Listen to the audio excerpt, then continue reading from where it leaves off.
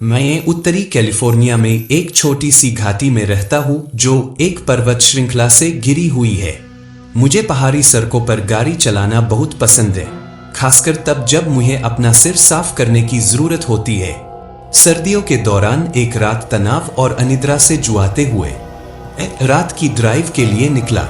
रात अंधेरी थी और कोई तारे या चांद नहीं थे। मेरा रेडियो टूटा हुआ था, इसलिए मैंने कार के सहायक इनपुट के माध्यम से अपने फोन से संगीत बजाया। सड़कें जानी पहचानी और कुछ हद तक घुमावदार थी और मैंने उन्हें लगभग बिना सोचे समझे चलाया। मेरे आसपास मेरे हेडलाइट्स से रोशन पंक्ति के सिर के अलावा कुछ भी नहीं था। एक सीधी जगह से गाड़ी चलाते हुए मैंने सिगरेट के लिए हाथ बढ़ाया। जैसे ही मैंने इसे जलाने के बाद ऊपर देखा, मैंने देखा कि कोई सड़क पर खड़ा है। मैंने समय रहते अपने ब्रेक लगाए और मुश्किल से रुका। एक ग्रे स्वेटर और जींस में एक महिला भीग गई और उसका सिर नीचे था। सड़क पार कर गई।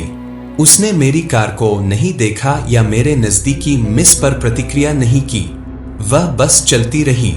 चिंतित होकर मैंने संगीत बंद कर दिया और बाहर निकल गया। मैंने आवाज लगाई। वह रुकी लेकिन मुड़ी नहीं। उसके हाथ सफेद थे और सड़क के दूसरी तरफ से गीले पैरों के निशान थे। वह निश्चित रूप से कांप रही थी। क्या तुम ठीक हो? मैंने दोहराया लेकिन वह चुप रही। मैं अपना फोन लेने के लिए नीचे झुका और जब मैंने देखा तो वह जा चुकी थी। मैंने उसे खोजा और चिल्लाया लेकिन कुछ नहीं मिला। गीले पैरों के निशान भी गायब हो गए थे। मैं डर गया और अपनी कार में वापस आ गया और शांत होने की कोशिश करते हुए चला गया। आखिरकार मैंने खुद को आश्वस्त किया कि यह सिर्फ एक शरारत या मेरी कल्पना थी। सड़क के एक चौराहे पर मैं घर जाने के बजाय एरिंगटन रोड पर दाईं ओर मुड़ गया। मैं अपने दिमाग को साफ करने की कोशिश में विचारों में खोया हुआ था जब मैंने कार में मेरे पादने के बाद उसे खिलखिलाते हुए सुना। यह सोचकर कि यह मेरे संगीत से है, मैंने आवाज कम कर दी, लेकिन आवाज मेरे पीछे से आती हुई प्रतीत हो रही थी। कैब की लाइन चालू करने पर मुझे कुछ नहीं दिखाई दिया। अचानक मुझे अपनी गर्दन पर दबाव महसूस हुआ। मैं वापस खरगोश के पास पहुंचा लेकिन उसकी जगह एक बर्फीले ठंडे हाथ को महसूस किया। मैं घबरा गया, अपने ब्रेक पर पटक दिया और कार से बाहर कूद गया। मैंने दरवाजा खुला छोड़ दिया और कैब की लाइट चालू कर दी लेकिन मुझे अंदर कुछ नहीं दिखाई दिया। हिम्मत जुटाकर मैंने पिछली सीट की जांच की जो गीली थी और ट्रंक जो खाली था। जैसे ही मैं वहां खड़ा था, एक पुराना ट्रक आकर रुका और ड्राइवर और एक बूढ़े आदमी ने पूछा कि क्या मैं ठीक हूँ। मैंने शांत रहने की कोशिश की। मैंने कहा, मुझे बस अपनी डिक्की से कुछ चाहिए था। उसने मुझे एक अजीब चेतावनी दी, यह तुम्हारे जैसी प्यारी छोटी चीजों के लिए जगह नहीं है। तुम कभी नहीं जानते कि यहाँ क्या इंतजार कर रहा है। उसके शब्दों ने मुझे और भी परेशान कर दिया, लेकिन मैंने कार में वापस आ गया और जितनी तेजी से हो सकता था चला गया। मेरे दिमाग में सवाल उठने लगे, क्या मैं अपना आपा खो रहा था? सीट गीली क्यों थी और मेरी गर्दन पर क्या महसूस हो रहा था?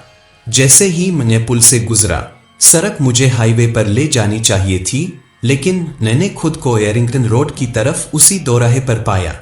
फिर मेरे स्टीरियो ने सफेद शोर मचाया और आवाज चिल्ला रही थी कि वे आ रहे हैं। मेरी कार पूरी तरह से बंद हो गई। मैंने खुद से कहा कि यह असली नहीं था। एक पल के बाद मैंने फिर से इग्निशन की कोशिश की और यह शुरू हो गया। हेडलाइट्स नीचे की ओर हुकी और सामने वाली महिला सड़क पर मेरे सामने खड़ी दिखाई दी। उसकी त्वचा सफेद थी, आंखें लाल थी और उसका मुंह बंद लग रहा था। उसने अपनी बाह उठाई और या तो मेरी ओर या मेरे पीछे इशारा किया। मैंने शीशे में देखा और मेरे पीछे किसानों का ट्रक देखा। उसका ड्राइवर मेरे पास आ रहा था। मैंने गैस भर दी और महिला गायब हो गई। इस बार सड़क के संकेत पर हाईवे 20 लिखा था। मैं हाईवे पर चिल्लाया और घर की ओर भागा। यह उन कहानियों में से एक थी जिसके बारे में आप चाहते हैं कि यह सच न हो। बाद में जब आप रात को बिस्तर पर होते हैं तो आप इसके बारे में फिर से सोचेंगे और खुद को समझाने की कोशिश करेंगे कि ऐसा नहीं हुआ था। लेकिन अगली बार जब आप रात में अकेले गाड़ी चलाएंगे तो यह आपके दिमाग में घुस जाएगा। यह सिर्फ एक कहानी है, आप खुद को बताएंगे।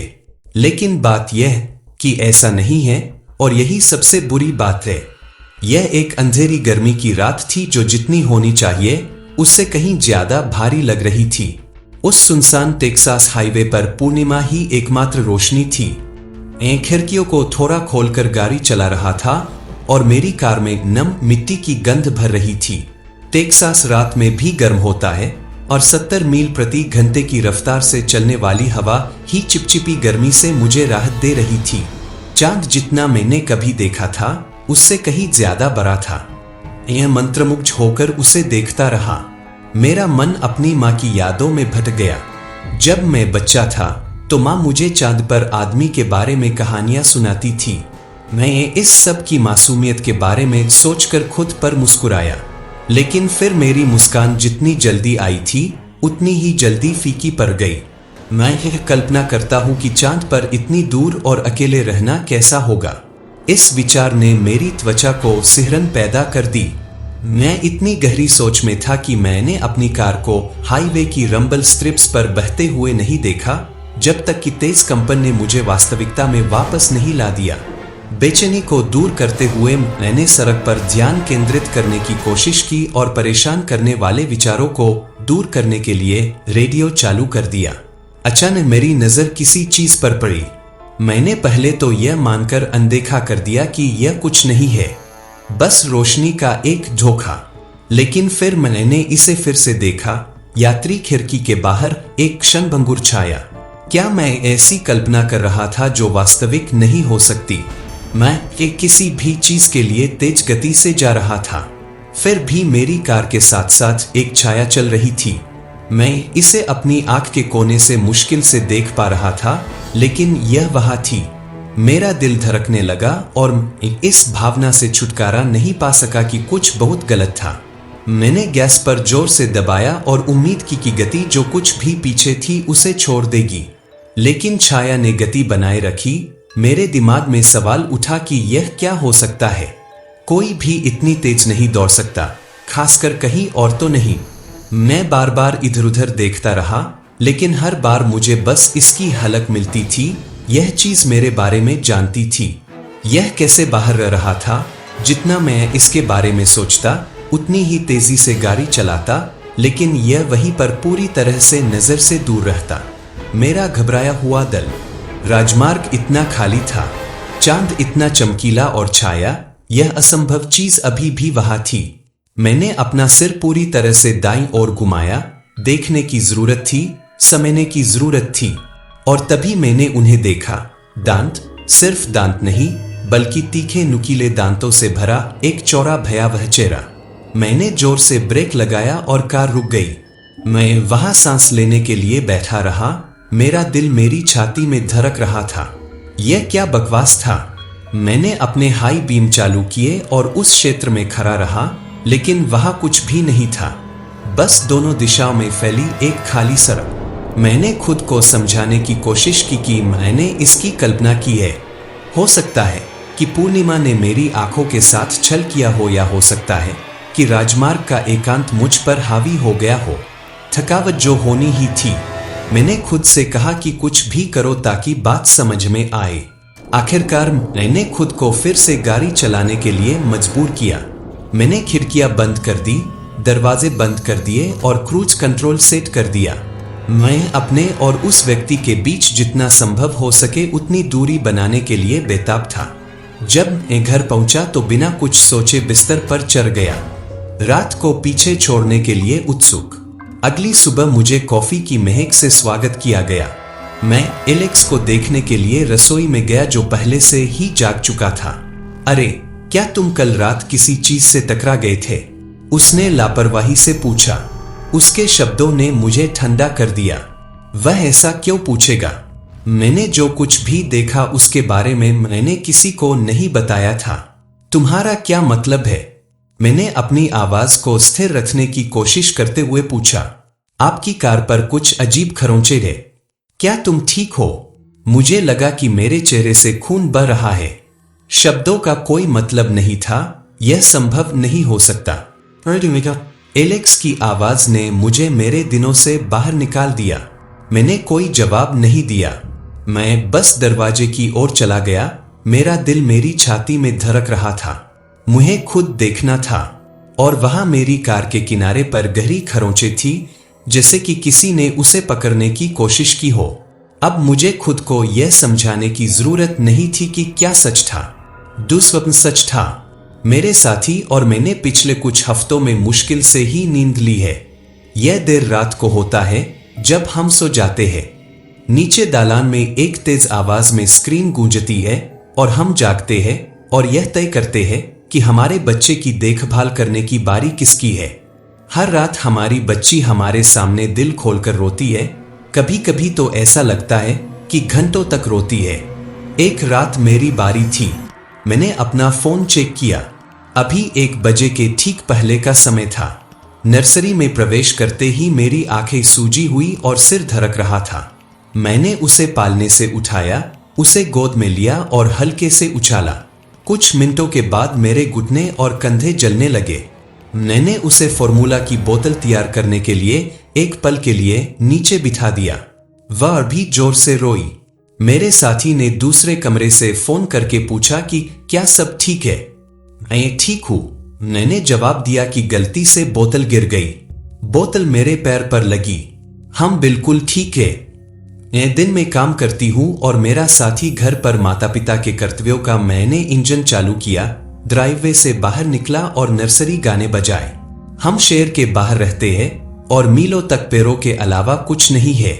मैं हर दिन इन सड़कों से यात्रा करता हूँ, लेकिन बमुश्किल किसी रोशनी के साथ वे अपरिचित लगते हैं। मैंने 1:48 बजे घड़ी देखी। मैंने बच्चे की कोई आवाज नहीं सुनी थी, इसलिए मैं घर लौटने के लिए मुड़ा। जैसे ही मैंने यूटर्न लिया, मैंने एक धमाका और एक तेज आवाज सुनी। मैंने कुछ मारा होगा। अपनी सांस के नीचे कोसते हुए मैं बाहर निकला और देखा कि कुछ टहनियां टकराई है। मैं आभारी था कि कोई नुकसान नहीं हुआ। मैं एक पल के लिए बाहर खड़ा रहा कि बच्चा सारे शोर के साथ नहीं जागा। मैं वापस कार में गया और पीछे देखने वाले शीशे में झांका। मैंने देखा कि मेरी पिछली लाइटें गहरे लाल रंग में एक आकृति को रोशन कर रही थी।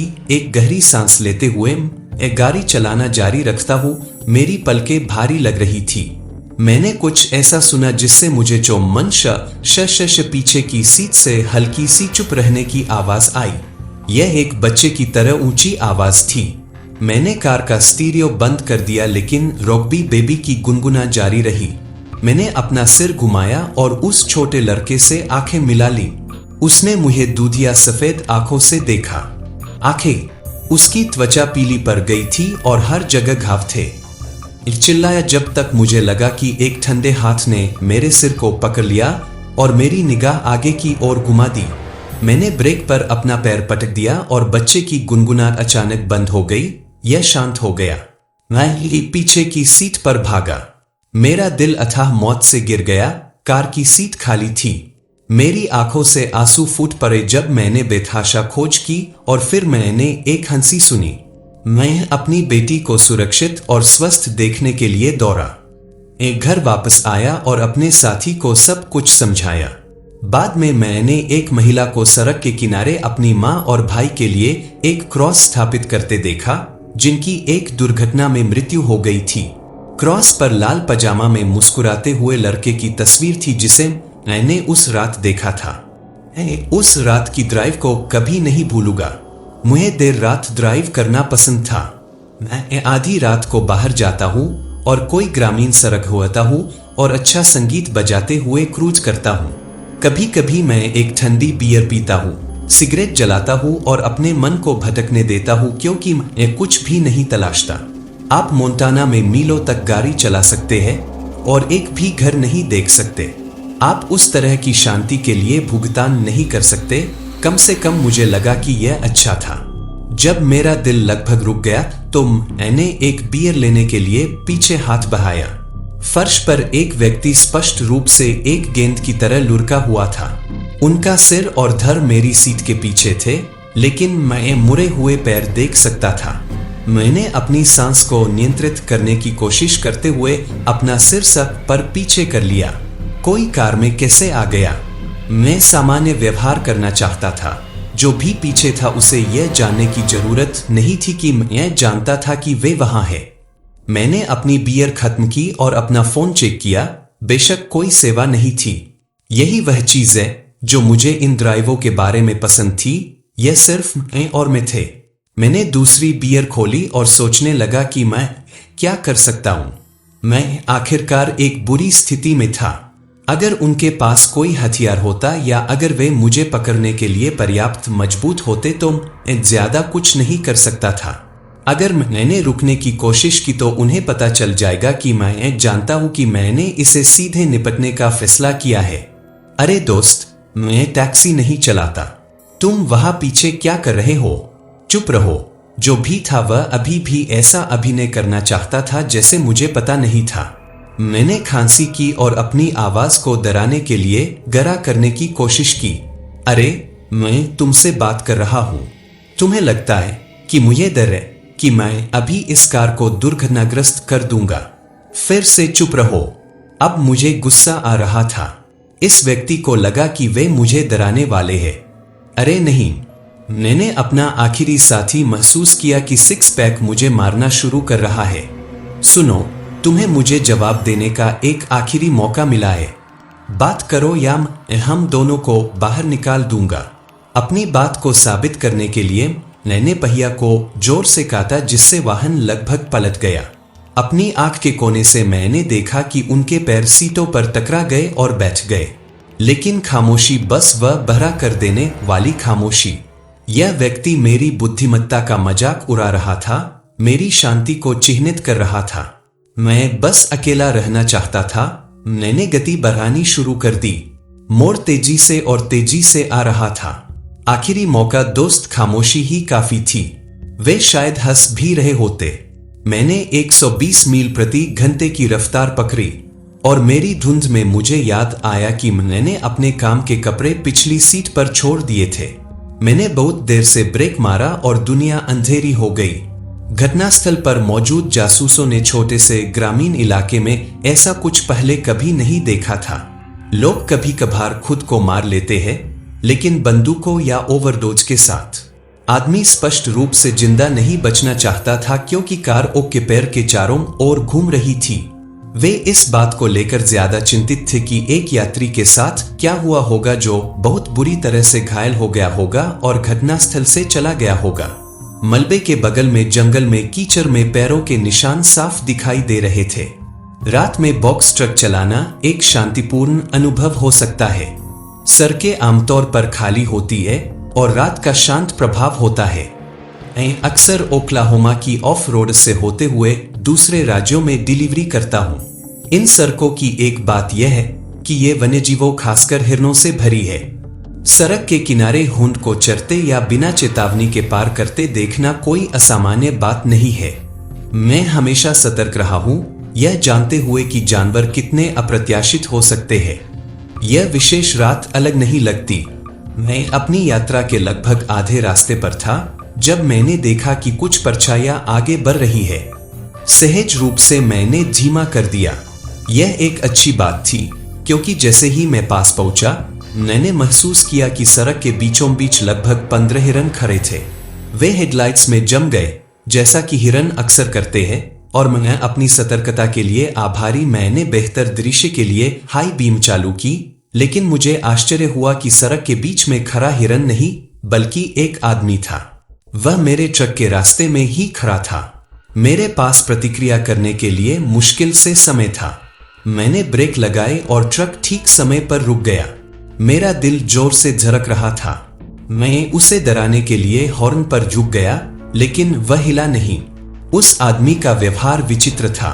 वह वही खड़ा था, उसका मुंह खुला और बंद हो रहा था, जैसे वह बोलने की कोशिश कर रहा था लेकिन उसे शब्द नहीं मिल रहे थे। उसकी आंखें खुली हुई थी और वह सीधे सामने देख रहा था। यह किसी हॉरर फिल्म की तरह था। हेडलाइट्स ने उसके चेहरे पर भयानक छाया डाली और मैं मदद नहीं कर सका, लेकिन मेरी रीढ़ में ठंडक दौड़ गई। मुझे यकीन नहीं था कि क्या करना है। मेरा एक हिस्सा ट्रक से बाहर निकलना चाहता था और देखना चाहता था कि वह ठीक है या नहीं, लेकिन दूसरा हिस्सा डर से जम गया था। सड़क का एकांत और स्थिति की विचित्रता ने मुझे असहज कर दिया।